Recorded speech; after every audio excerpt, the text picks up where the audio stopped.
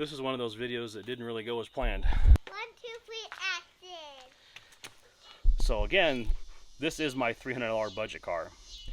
Now I love buying budget cars, but with budget cars, this one runs and drives exceptionally well, but it has its share of problems.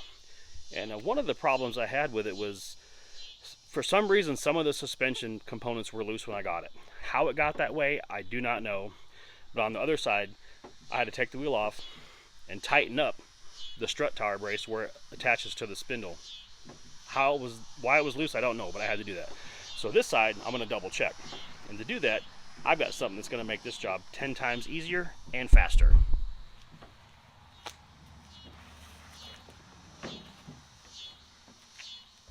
Let me show you. This cordless 1/2-inch drive impact. It comes with all these attachments, 2 batteries, its own impact sockets, metric, 3 of them. And it even comes with an adapter to fit over the 1/2-inch drive, ratchet head that you can put impact drivers into. Now this comes off here fairly easy. So this has a little rubber band in it, so you just pull it back, and it has a little locking pin that slides out of it, so that way you can slide it off. But it locks it into place so it doesn't fall off.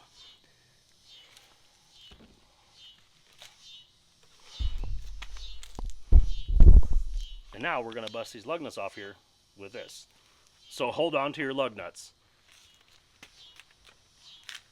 Alright, is that the right size, Rose? Hey, check that. Is that the right size? Check it. Is it the right size? Go in here. Put it on there and see. Is that the right size? Yeah? Feel good? Okay, so here, you want to help Daddy do this? The right size. So she's going to help me do it. So we're going to put this on here. You want to squeeze the trigger? No. You don't want to squeeze it? You ready? Here goes. Let me in it. That's kind of hot. Bust it off there pretty easy.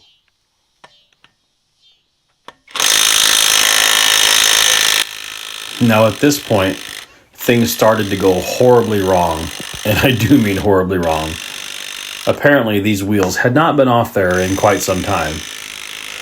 One of the studs was already broken, and I was trying to remove the remaining 2 studs, but once the lug nut got out to the end of the stud, it did not want to come off. Apparently it knurled the end, and they just didn't want to come off there. I had to force them off there. And about the time I got them off there, the damage was already done. I was kind of panicking at this point, but I was still trying to get them off there. Yeah, you can tell the look on my face.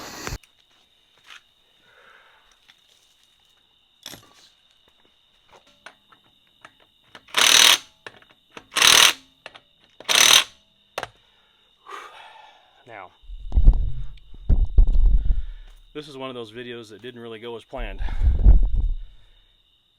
Yeah, I had to make an impromptu repair because the video that I was attempting to make, that actually led to more problems on my $300 budget car here.